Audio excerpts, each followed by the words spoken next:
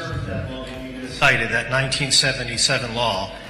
The question is about Brazil, the 50% tariffs on Brazil.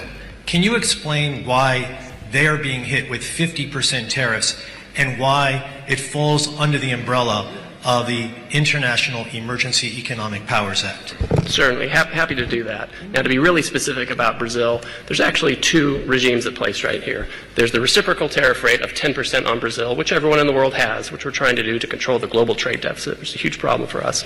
Then on top of that, there's a 40% tariff on Brazil, and that's under a separate emergency, and this is related to extreme concerns with rule of law, censorship, and human rights in Brazil, where a Brazilian judge has taken it upon himself to order U.S. companies to censor themselves, given them secret orders to manage the flow of information, rule of law with respect to political opponents in Brazil.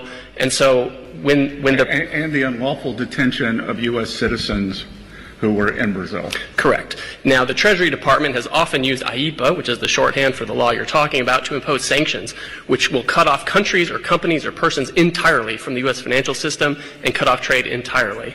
If the president can cut off trade entirely, he can certainly impose a tariff, which is a lesser measure than a full sanction.